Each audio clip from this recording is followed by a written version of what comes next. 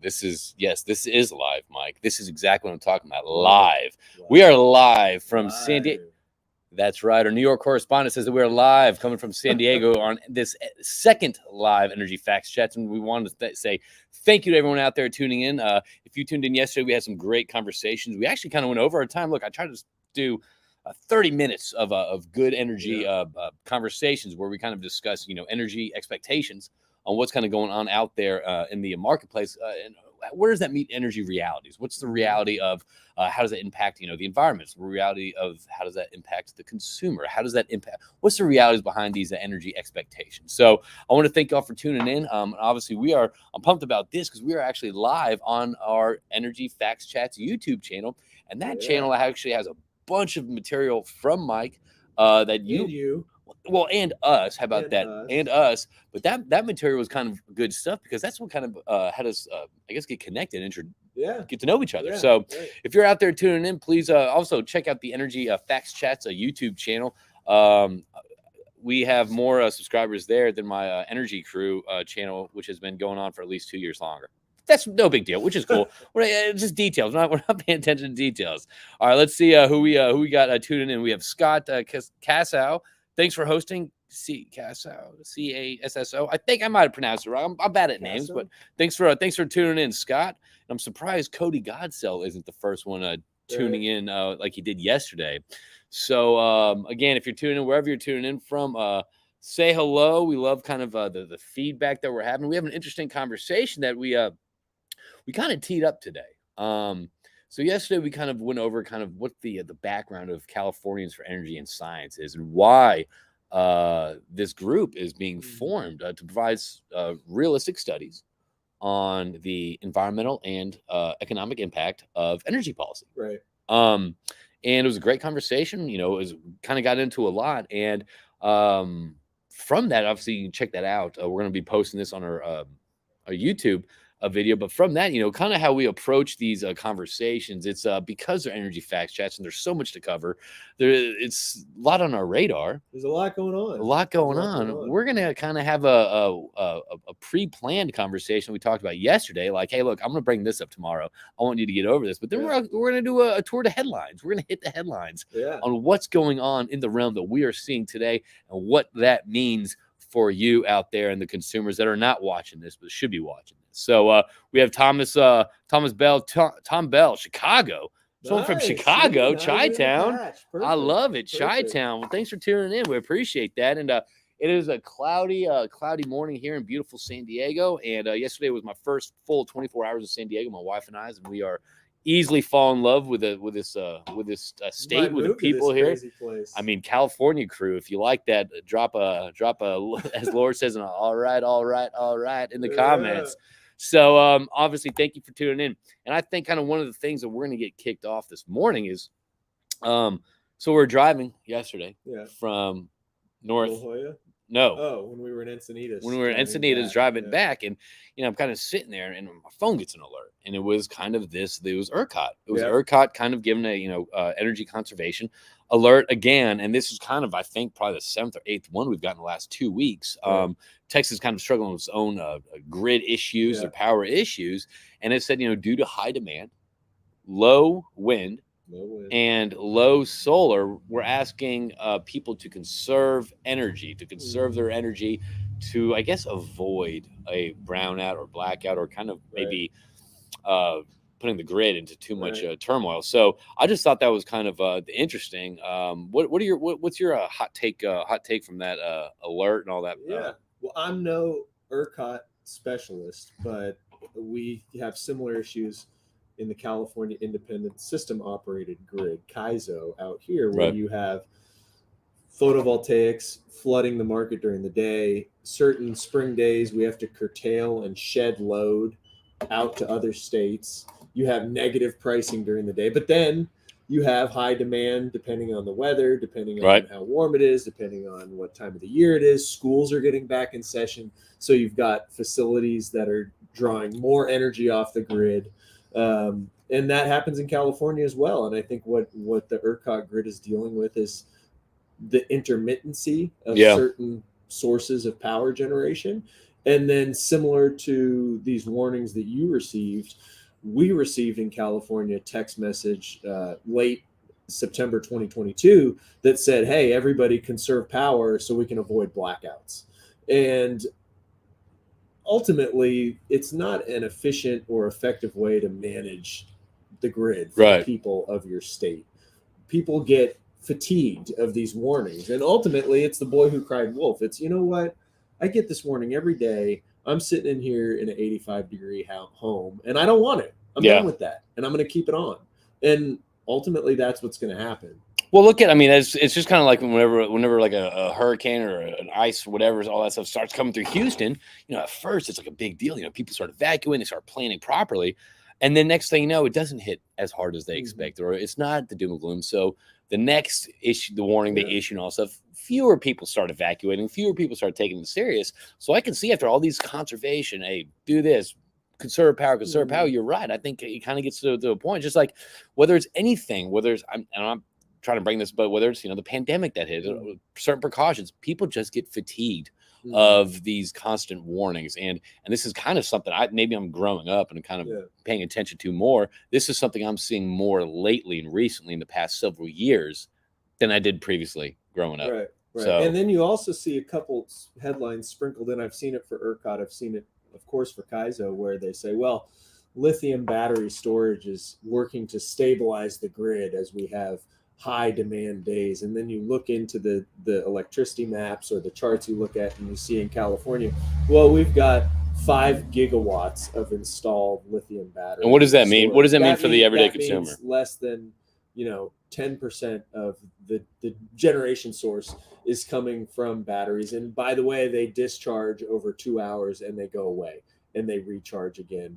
Typically on natural gas, if you're talking nighttime recharging, but cloudy days in California, you're recharging those batteries on natural gas. And so I think there's a false hope being offered with battery storage in the traditional lithium ion sense. And in Texas, I think you have about 3 gigawatts installed.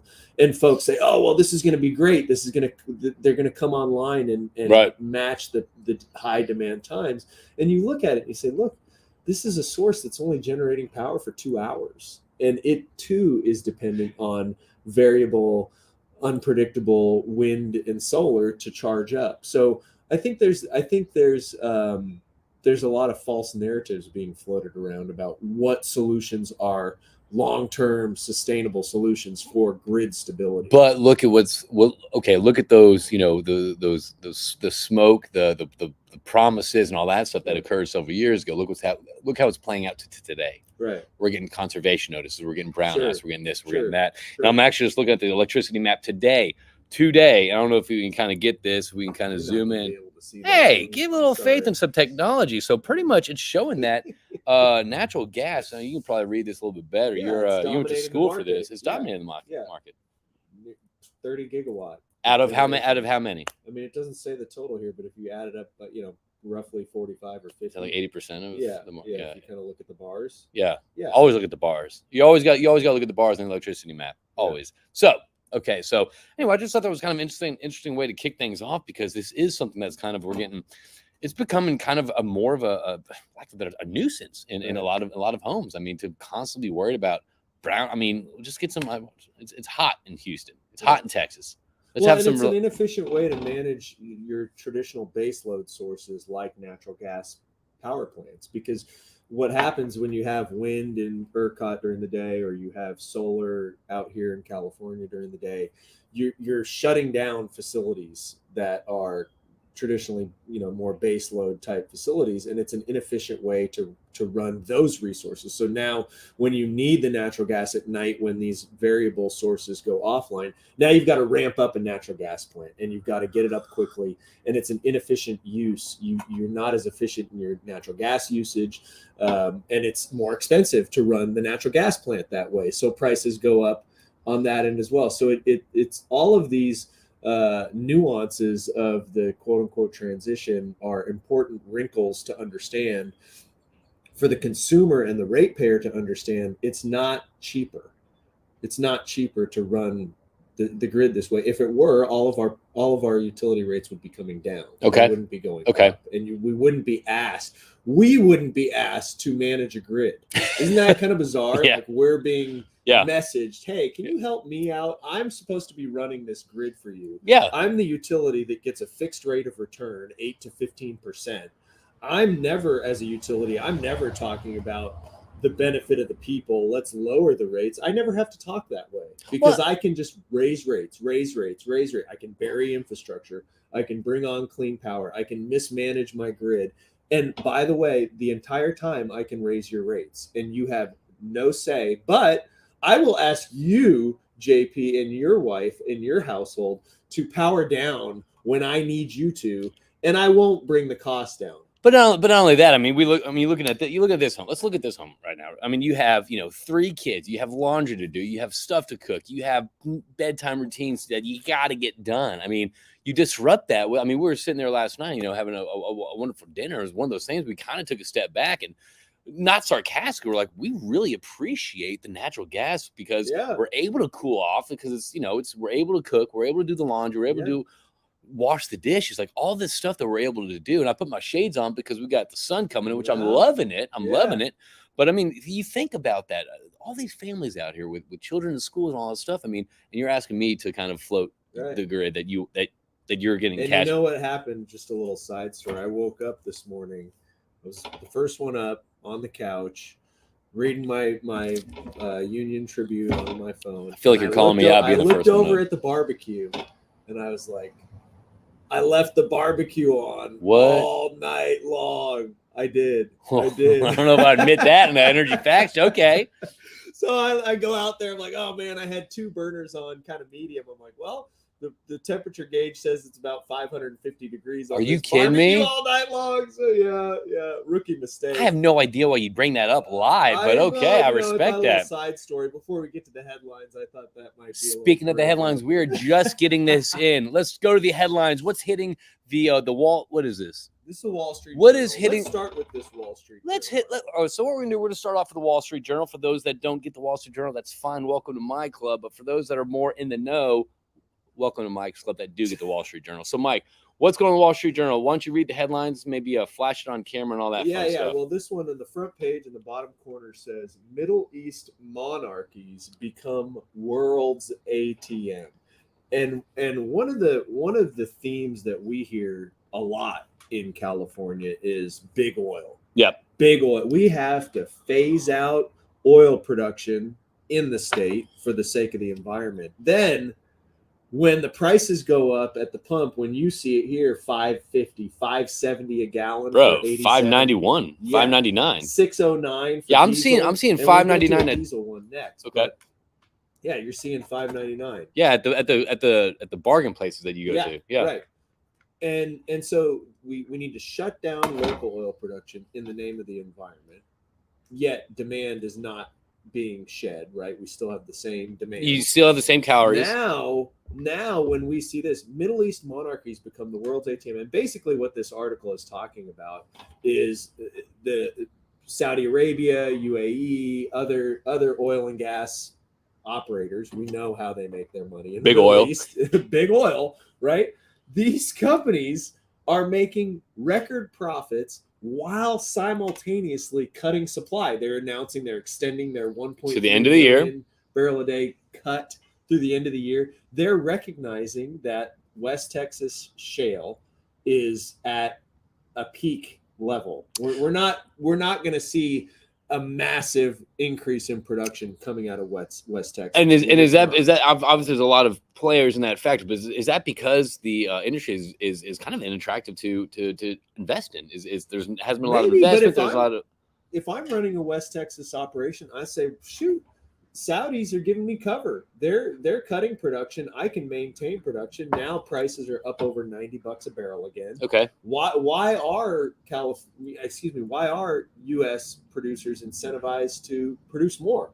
That would just bring more supply on and lower the price. So now I think they're in a nice little spot where for years the shale game was this carousel of trying to return money to investors, skim some profits, pay down debt.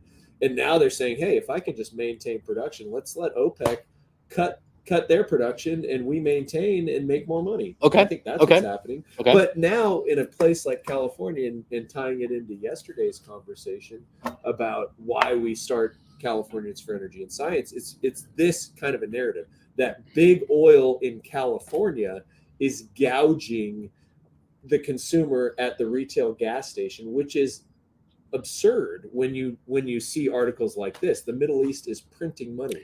They're bringing it. They own Live Golf, and now they're a part of the PGA Tour. And who's the football player they got? And I use football they got because Ronaldo. Yeah, they got Neymar. They're now talking about going into I think tennis and other sport, MMA. China's financing projects with these countries. Russia is in cahoots with OPEC, and they're financing. you got BRICS, They're the whole financing India. their war in Ukraine based off rising oil production. Meanwhile, in a place like California, the fourth largest economy in the world, we're being misled and misdirected to believe that somehow the local producer that cannot get permits is also price gouging me and my family at the pump. Okay, so real quick, I want to dive. That's a lot. That's a no, lot. that is a lot, but I want to dive into that. But real quick, I want to put a pin in that, and I want to go to the price of gas. Yeah. So for people that don't understand why gas is so expensive in California versus any of the 49 other states, it's because of the tax. And can you kind of real quick, real brief get in that, because I want to talk about that. I want to go back to this real quick. Right. So for those that are looking, they're like, oh, big oil is the cause of this in California. Big oil is the cause of this. Big oil is the cause of this. What is the realities behind the price of gasoline in California? Well, you look at California, it's often called an energy island. There's no crude pipeline coming from West Texas to the California refineries. Okay. So we don't get oil from anywhere else other than produced in the state or imported via tanker. We have a little bit of rail coming from the Bakken and Canada. It's very insignificant. So you've got that supply dynamic. If you're not getting it from California, you're bringing it in on a boat. Yep. And then there's no permits. We talked about that yesterday. 7 permits have been issued in the whole state of California. And last year there was 1,400. There's typically 1,500. Okay, gotcha. And then you have on top of that cap and trade taxes, low carbon fuel standard taxes, several other taxes. That amount to effectively $1.20 to $1.30 on every gallon that we purchase. So we're getting to a point, in my opinion, where the state at $1.20 a gallon might be making more money per gallon than the refineries. But yes, if the blame is being thrown up to the refineries, okay, which are bringing in Brent priced crude, because we're importing on the international market. Right. So as the Middle East monarchies become the world's ATM, as diesel prices soar after Russia and Saudi cuts, this talks about Saudi oil is perfect for making diesel, that you get a lot of diesel yield, and Saudi oil comes into California at 50 to 70 million barrels a year, Saudi oil, $6 diesel. So now as we're importing all of these products, we're subject to their price cuts, their economic. They're driving the boat. They're driving the boat. Literally. They're driving the boat on everyone's economy. Coming in. They're driving the tankers. We are not. Nobody in California controls that. Sacramento doesn't control that. The operators don't control that. So it's taxes and supply and demand. And the thing is, I kind of want to pull back. I mean, if I look at this, from let's say and again, when I don't want to use uneducated. How about someone that doesn't understand energy? How about this? Yeah, if I don't understand energy, and I'm seeing these headlines, I'm hearing this, I'm like, good. It's time to step away from that. It's time to get away from that. Get off oil. We need to do X, Y, and Z. But again, if you're an avid fan of Energy Facts chats, like everyone out there is, you'd understand that the human body, the world needs a certain amount of calories, of energy calories, to function the way we do. Yes. We need a certain amount of calories. So regardless how you stand or what you believe or what you want, the certain level of comforts that we have, the quality of life that we have is 2,000 calories of energy a day, right? We need that. Right. So it doesn't matter if we're going against big oil, or this or that, like, oh, let's phase out this, let's phase out that, let's go more into these projects. At the end of the day, we still need that energy, and we're gonna consume it. It's just a matter of where we get it. Absolutely. Yeah. Are we going to the local farm, or are we just gonna go to? Yeah. It's coming. Yeah, you're going to buy it. And that's the sad situation. So your food is going to say made in San Diego, made in Kern County, or made in China. And I love seeing the buy local labels at the taco shops we go to, on the salsa and everything. It's like that, to me, speaks to this is a local job, several local jobs. This is local tax revenue. This is businesses that sponsor Little League. Saudi Arabia is not coming to San Diego to sponsor your Little League team. Yeah. Kern County, when you go into service companies and operators, you see all the, team photos that they're sponsoring. Saudi Arabia is not coming in here. The Middle East monarchies are not the ATM for us. They're doing that for their benefit. And I think that's what, as tying it to your question about the layperson that doesn't follow energy, or that just sees these articles. And maybe it's like me, when I read the Wall Street Journal, I'm looking for the energy related articles. Yeah. Maybe someone in another industry is looking for inflation articles, for what the Fed's doing, for other things. And these just float by. And then when they go to the pump, they're like, man, why is this happening? So you can't necessarily fault the common person for not. No. I don't. But I do place blame on both sides of the aisle politically for not talking about this in an open and honest way. And I think there's several, whether it's the Middle East, or there was another article, just to jump to another headline on this today, from I think it's The Economist. The Economist says a higher global oil price will help Russia pay for its war. Okay. So now how does that relate? The policymakers that are telling us, hey, we need to give billions of dollars to Ukraine because we need to help them fight Russia. Well, now Russia and OPEC are cutting their production. The prices are going up. These sanctions are all smoke and mirrors. And you've got Russia saying, hey, I'm just going to ride out my profits. I'm going to use my profits to continue to finance this war. Meanwhile, the American people are being asked to give their tax dollars to Ukraine to fight this war. Yeah.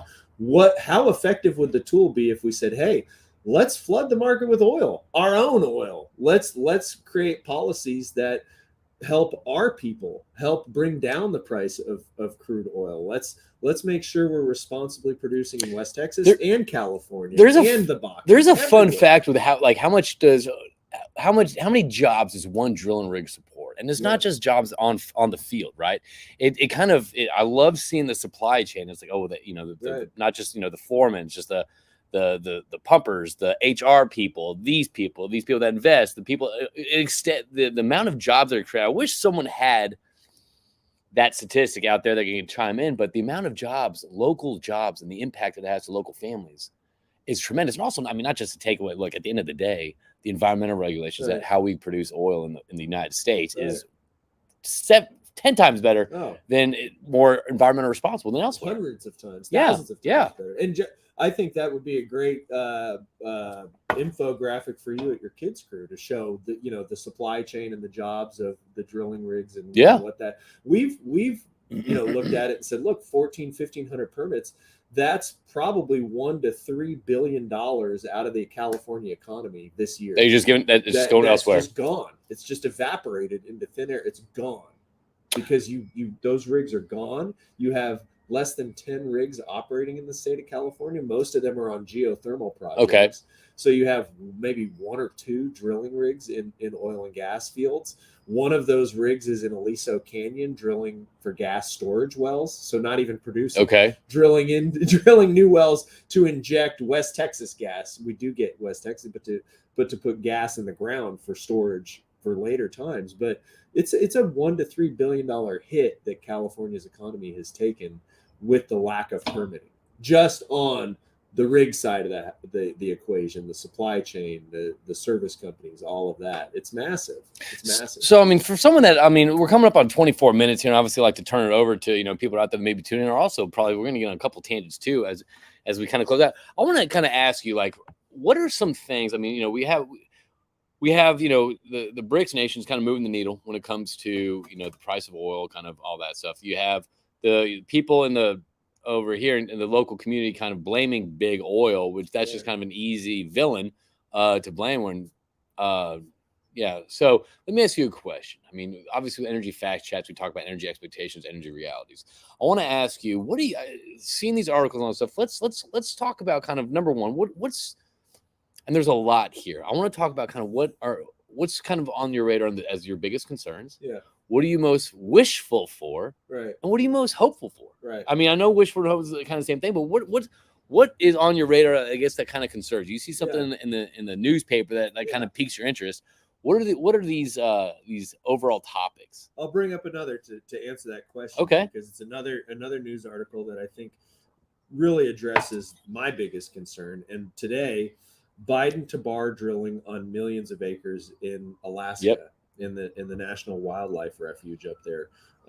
But meanwhile, Russia's answer to the U.S. shale boom is Arctic development. So my biggest concern is that take that case where you've got Alaska and the Arctic Circle up there, where Russia is saying, there's a lot of resource up here, baby.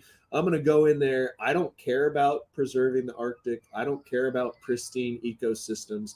I'm going to drill that up and I'm going to sell that oil, that LNG to China. And I don't care. Yeah. You can't stop me, United States. Meanwhile, we say to Alaska, yeah, we're going to leave it in the ground. Just, several hundred or thousand miles away from that. They're in the Arctic Circle too. So we're preserving a tiny little corner, but then the rest of that Arctic Circle is just going to be pillaged by Russia. They're going to do whatever they want.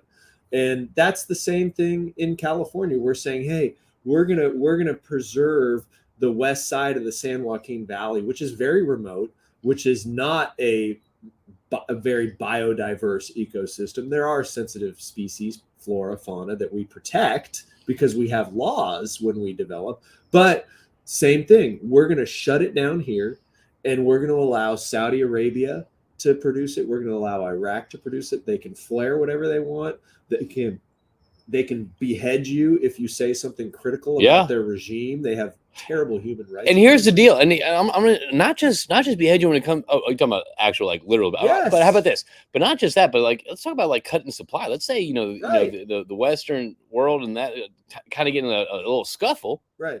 They can slow off imports, not just the hydrocarbons, but I mean that could be rare earth minerals that we outsource as well. Right. I mean, you're already seeing that with some with China kind of reducing their imports with the rare earth minerals. Yeah, and how do these if we're not making the rare earths here, how do they get here? On a boat. Exactly. And bunker fuel and diesel. And when you're talking about Russia and the Arctic Circle and all that stuff, at the when it comes down to it, what's going to be driving economies, what's going to be driving power in the global market space is going to be energy. Right. And I understand. Look, I hate how energy took a political landscape, but that's what's going to be driving. Totally political. That's going to be driving economies. That's going to be driving whether it's war, whether it's this, whether it's that, all that, everything. That's your security right there. And you can't really kind of give it up on this, this hopes and dreams. Like, well, we should. At the end of the day, I mean, it is a reality that we have to deal with. Absolutely, and it's always been this way. You look back. I was at the West Kern Oil Museum last week, and they have a wooden pumping unit. When we were in World War II, California ramped up its oil production 42% in 4 years to meet the needs of the U.S. and the Allied forces, and they couldn't use the steel that they were using because they needed it for the tanks and the airplanes and all the war machines. So they repurposed everything, used counterweights made out of cement and wood pumping units. And if they drilled and hit an oil well, they could get the steel from the War Department. Only if they could prove it. And if they drilled a gas well, they plugged it because we didn't need gas. Yeah. But that's the kind of thing that's going to happen. We are seeing wars are won and lost based on your energy sources and your ability to reap profits and capture that spread. Exactly what these articles are talking. Middle East is getting so wealthy off this energy transition. Russia is financing its war off its oil. We're financing our support of Ukraine on the backs of our people, not on our energy profits, which we could be doing. And to tie it all together, the biggest fear is we're actually hurting the environment on a global holistic Yeah, scale. there's no pee in peas, no pee zone in the pool or something like that. Yeah, I mean it's It's one world, one environment, but we're also pristine ecosystems in the Arctic are being left to Russia's stewardship. Yeah. The oil fields are being left to Saudi and Iraq stewardship instead of our stewardship. It's about who do you want to manage the resources, not pitting the common person against a big oil narrative, because ultimately right now OPEC and Russia control the oil and gas markets in the world. Maybe not gas as much because we have so much natural gas in the United States, but the oil market is absolutely controlled by OPEC. Yeah. And that needs to be the conversation that we're having, not driving the conversation with this political component of we need to shut down the oil and gas industry in the whole United States. That's wrong. So, okay, so what are you hopeful about? Like what are you optimistic about in this landscape of the energy and environment we're in right now? I'm hopeful that more articles like this are continuing to be published and people start putting that puzzle together. Start kind of connecting the dots. Why does Saudi Arabia have so much money they can buy every athlete, every star athlete? They can just buy what they want. Eventually people are going to start connecting. And here I am getting a text message. I got to kind of conserve the energy. I got to conserve my energy. We don't have enough. You can't afford your groceries because the price of diesel is $6 a gallon. You can't afford to buy Christmas gifts because the imports coming to Texas are coming through California. So you're hopeful for kind of an energy boomerang, more of a dialogue on energy realities, kind of like, hey, look, where are we sourcing this? What's the true impact of this? I mean, can we live off of 1,000 calories? No, we need 2,000. Okay, well, let's have a healthy conversation when it comes to domestic oil production. Yeah, and maybe when it comes to energy, maybe that window opens up after the 2024 election. Okay, maybe after the Democrats and the Republicans fight this out and they fight the political corners of energy. Maybe after the dust is cleared in 2024, 2025, but either side in power can come and say, "Hey, we kind of need this. Yeah. Hey, it's better for the environment to produce it locally. Let's we've reined in this big oil." However they start spinning it back. I feel like big oil is always going to be it's always going to be there lurking in the shadows. Absolutely. It always will. Yeah, it's like a Disney character. It's like a Disney villain of like the 1950s, I feel like. Right. But these policies, what I'm hopeful for too is that independence will fill this space, that independent operators that haven't, had this legacy of hurting the environment will come into their own, right? And they will fill the need with new technologies, not necessarily new energy sources, but new technologies that make producing what we need cleaner, safer, more efficient, more reliable, all of those things. So I love that. And obviously, again, for those out there kind of curious on what Mike's doing out here and kind of we'd like to learn more and obviously emulate that, you can kind of check out Californians for Energy and Science, which is, what's the website again? EnergyandScience.com. And we came up with a tagline yesterday for this. You came up with it. No, come on now. Californians for Energy and Science, because California's energy should be based on science. You like that? You dig that? Absolutely. Let's take it to the boards real quick. All right, we have StreamYard saying, live viewer comments show up on StreamYard. Thanks, StreamYard. All right. We have Jordan Chrisman, off topic. What's going on, Jordan? Off topic, but not too far off topic. Our HOA in Houston just issued a notice to fine households upward to $10,000 if caught watering the lawn outside of scheduled days. Dude, this isn't that off topic. I can see this kind of going to charging your EVs. Inefficient policies lead to the public not only being asked to help fix the problem created by said politicians, but being threatened with fines if they don't comply. Can you spell totalitarian? I can't because I can't even say it, but that's okay. I'm live. I get nervous. Yeah, I mean, I think that's kind of interesting because, I mean, you look at, even out here, you see these, obviously people are pushing for EVs. And we had a conversation. I think EVs are pretty legit. I think they're cool as hell. But then again, if I'm in an opportunity where I can't afford it and charge it, that's fine. But it's not applicable to a lot of people. You know what I mean? I can't. But anyway. But we talked about that, and there's a lot of mandates coming out, like, you can't charge it at your house. You can't charge it here. You have to charge it during the daytime hours at work or at this and all that stuff. So it's really not that far off topic, Jordan, because you are seeing kind of, hey, you need to buy this car, but you can't charge it when you want to charge it. Sure. You have to. We're kind of suggesting you charge it on these off during this time only at this location, not at your own home. So yeah, well, and to his, I'm not familiar with the water situation in Houston, but here we've just had a very rainy, wet season last year. Right. Once every 20 years we get extreme wet weather. Well, now we're going to have El Nino, and we're going to have more wet weather. Our reservoirs are full, but the water rates are not necessarily coming down. So we have plenty of water now, yet the rates aren't coming down. One of the reasons is we've got in Carlsbad a desalination plant where they take ocean water and make drinking water or water for your house, and that requires a lot of electricity. Okay. Well, electricity rates are up. So now you're making fresh water with expensive electricity. The rates never come down. It's the same for water. And to his point, why are prices not seasonally adjusted on your utilities or your water bill? Yeah. And another big topic is California has done a terrible job of building new reservoirs and new dams to capture. When we do have these seasonal events, we're not capturing enough water. And I would think it's the same in Houston. You get a tremendous amount of rain in Houston. So why is water scarce to begin with? Of course, you've got a lot of people moving in and the city's growing and those dynamics. But yeah, it's fair to say, hey, why are we managing water appropriately? Just as are we managing energy appropriately? Yeah, great points. Is that our only question of the day? No, we didn't. I'm not done yet. We have a boy Ryan Walker tuning in from DC. Says, "Amen, amen" to that. Lord says, Justin Christmas, that's crazy to think. It's actually a real issue. Sorry about that.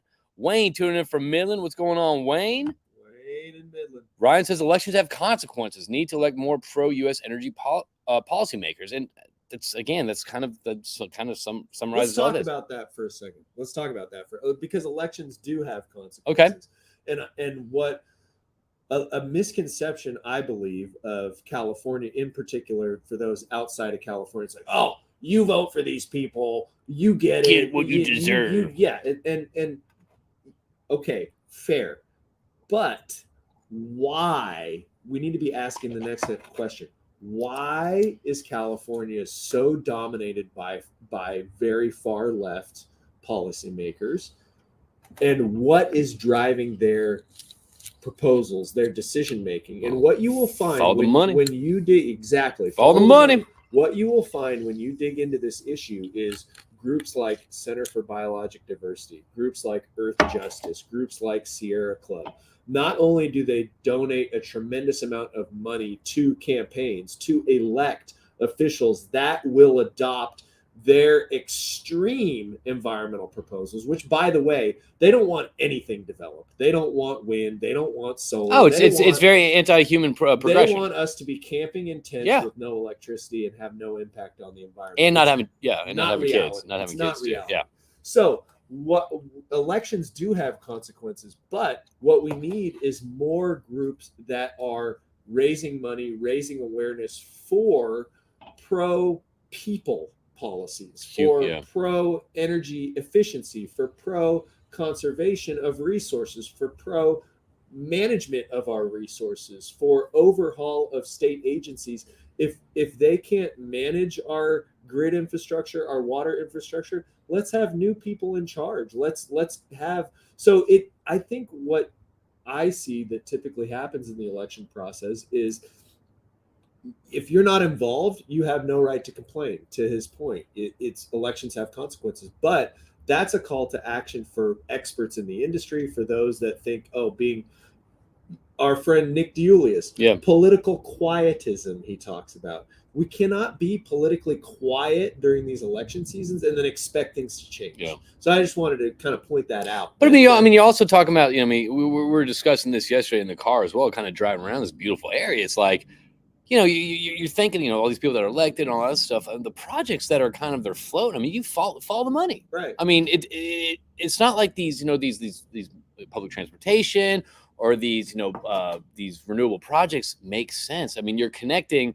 two parts of the city where they don't need to be connected with this like monorail. You're connected. It's a grab to get money. It's a grab to get money. Right. It's not pro environment. It's not pro. And listen.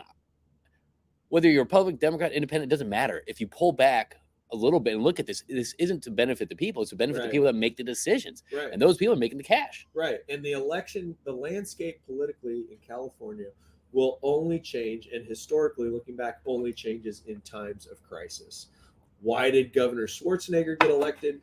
Gray Davis had blackouts. The Enron scandal occurred. Okay. And he couldn't keep the lights on, and people get pissed. Called him, and he was out. Okay. And Governor Newsom, to his credit, saw, hey, I better keep Diablo Canyon, our one remaining nuke facility, online, because if I have blackouts, I'm not going to be reelected, or I'm going to be recalled again, or I'm not going to win when I run for president. So what will happen is the political landscape will get reshuffled, but it will happen through a crisis, crazy high gasoline prices, gasoline shortages, as OPEC just says, hey, we're cutting it back to the end of the year. We want $130 oil, baby. Yeah. And if you don't have enough, it's easier to ship it over to China. Whatever the dynamic happens, that's what will shift the political landscape out here. It's not going to be a bunch of Californians saying, hey, I want to vote for a Republican. That's just yeah. So these policies will drive voters, but it's going to take a crisis to make change happen. Speaking of that, we have John tuning in. John Cassino, what's the answer? How do we inform people before it's too late? How do we stop the nonsense? I see some people speaking about U2, Liberty Energy, Black Moon, Robert Bryce, etc., but it seems to be moving too slow. Meanwhile, Americans are struggling. Well, that kind of ties into your point about Americans are struggling right now. I think people will continue to struggle if, energy isn't taken seriously. If people aren't having realistic energy discussions, understanding why is their electricity bill so high today versus a year ago or 6 months ago, looking at your electricity maps and all that stuff. I think, again, this comes to whether it's sharing content, creating content. You talking about, oh, JP, you should do something for your kids' crew about how much does one drilling rig, how many jobs that supply. That shouldn't be on me. Yeah. I mean, that should be someone out there like waking up like, oh, I wonder how much this, and just create your own content, share that, have discussions with people about energy, about the energy realities. And this isn't just, sharing this podcast. No, this is being in line at the grocery store and, you hear someone behind you talk about X, Y, Z, just kind of introducing yourself and talking to them and engaging with policymakers, engaging with your local elections and I mean, it's funny, my whole life I've been, very kind of away. I don't want to be political. I stay away from that stuff. But at the same time, I'm kind of drawn. I keep on getting drawn to these discussions because they are so impactful towards everyone out there, to these families out there. Absolutely. So I think ways, obviously I think we need to get creative. I think we need to start engaging more in, local elections, local policies, staying on top of this stuff more and just having these discussions where you don't get in these camp mindsets like, oh, you want more wind turbines, you're an idiot. Right. No. Right. We want all energy, but let's talk about it realistically, pragmatically. And I think people need to understand those are great questions, but people need to understand the environmental movement didn't just happen the past 5 years. They started as grassroots efforts 30, 40 years ago. And the industry, we all know this, the traditional oil and gas industry did not.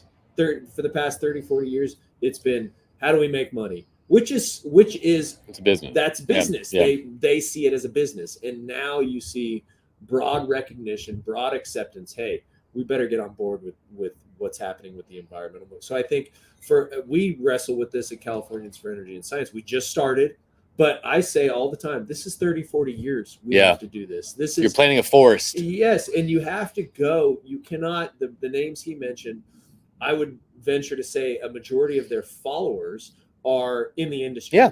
And so the biggest thing that we need to do in the industry is go into universities that we perceive as our opposition. And that's why I'm so excited to have a board member like Joseph Silvey, a student at UC Berkeley, who's engaged me to speak on campus a number of times. And I'll be speaking now at a business school, Haas Business School, that's guest awesome. lecture. Yeah. And what really struck me when I spoke at the Biofuels Technology Club there last spring was multiple students came up to me. And when you present them with these articles and you help them connect the dots, they say, you know what?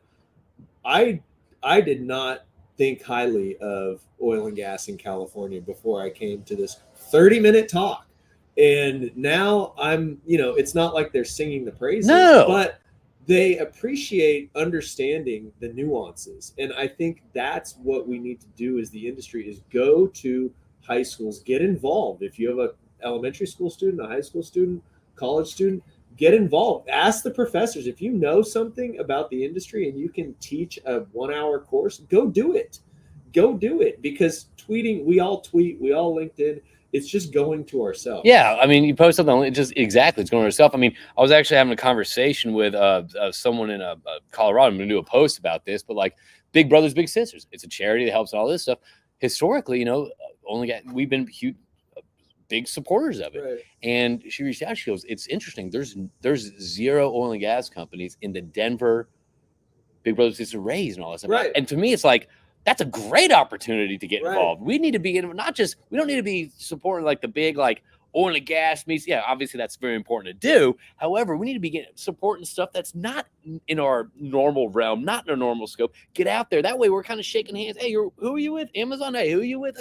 Right. That way you're kind of meeting like, oh my God, big oil isn't really big oil. And they're just kind of like us. They're just, they're people too. So Right. I think it's one of those things like getting involved and kind of maybe supporting things that are kind of outside the echo chamber. And I've been a huge proponent on doing that. Yeah.